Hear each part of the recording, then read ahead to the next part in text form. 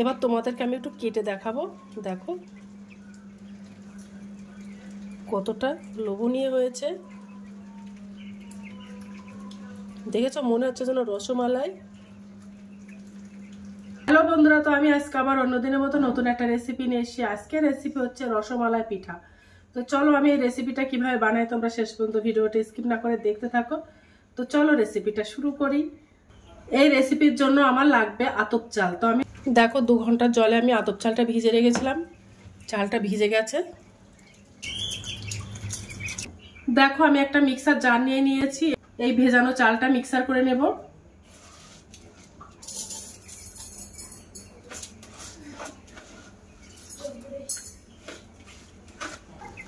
এবার আমি ওর মধ্যে হাফ বাটি টক দই দিয়ে দেব, হাফ বাটি লিকুইড দুধ দিয়ে দেব, একটু লবণ দিয়ে দেব। এবার আমি ওর মধ্যে একটু ফুড কালার দিয়ে দেব, 2 থেকে 3 ফোঁটা।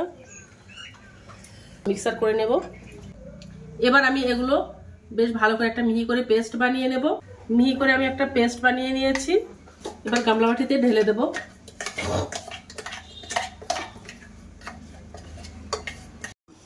দেখো কত সুন্দর হয়েছে। এবার আমি হাফ চামচেরও কম বেকিং সোডা দিয়ে দেব, হাফ চামচেরও কম বেকিং পাউডার দিয়ে দেব। এবার ভালো করে মিশিয়ে নেব। আর দেখো কত সুন্দর একটা কালার হয়েছে। দেখো ভালো করে মিশিয়ে নিয়েছি। দেখো আমি এই বাটির 3টে নিয়ে নিয়েছি। এবার এই বাটি 3টেতেই আমি ব্যাটারটা দিয়ে দেব।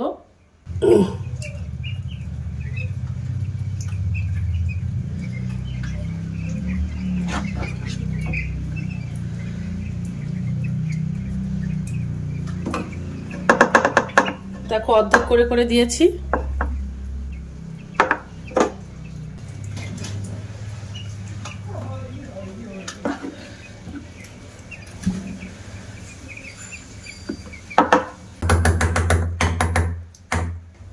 এবার উনানে আমি একটা কড়াই দিয়ে দিয়েছি।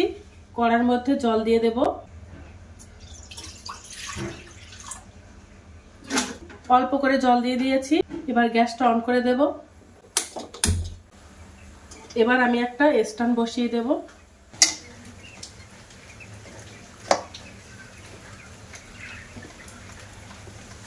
বাটিগুলো সব বসিয়ে দিয়েছি। এবার আমি একটা ঢাকনা চাপা দিয়ে দেব। তো আমি পিঠাগুলো সব ভাপে বসিয়ে দিয়েছি। পিঠাগুলো দেখো কত সুন্দর ফুলে গেছে। দেখো পিঠাগুলো সব বানানো হয়ে গেছে, কত সুন্দর হয়েছে। চামচ দিয়ে দিয়ে তুলে দেখাবো সাইড থেকে একটু। দেখো তুলে নিয়েছি। আর দেখো কতটা সুন্দর হয়েছে, একদম স্পঞ্জ মতো হয়েছে। নিচটাও দেখো কতটা সুন্দর হয়েছে। এবার আমি ঘন করে একটা দুধের মালাই বানিয়ে নেব। আমি হাফ লিটার গরুর দুধ নিয়ে নিয়েছি। এবার ভালো করে ফুটিয়ে জাল করে নেব। ওর মধ্যে আমি চিনি দিয়ে দেবো 100 গ্রাম মতো, দিয়ে ভালো করে ফুটিয়ে জাল করে নেব। ঘন করে দুধটা জাল করে মালাই বানিয়ে নেব। দুধের মধ্যে 2 ফোঁটা ফুড কালার দিয়ে দেব। এই ফুড কালারটা দিলে দেখতে ভালো লাগে। দেখো ঘন করে ফুটিয়ে জাল করে নিয়েছি।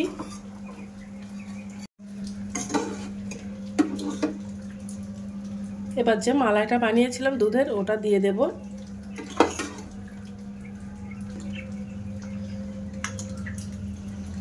দেখো একদম সঙ্গে সঙ্গে ভেজে যাচ্ছে।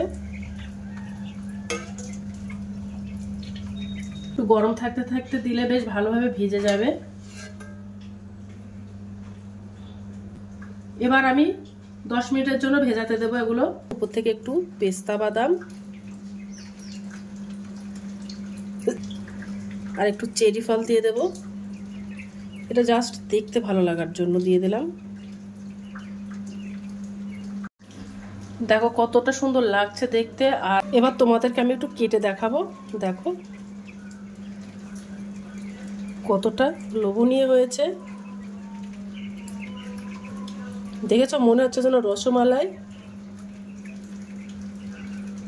এই পিঠাটা দেখতে যেমন সুন্দর, খেতেও কিন্তু অসম্ভব মজাদার। তোমরা একবার বাড়িতে ট্রাই করতে পারো। তো আজকের দিনের মতো ভিডিওটা এখানে শেষ করছি। আগামী দিন আবার একটা নতুন ভিডিও নিয়ে চলে আসবো। তো টাটা, বাই বাই, সবাই ভালো থাকবে, সুস্থ থাকবে। আগামী দিন আবার একটা নতুন ভিডিও দেখা হবে।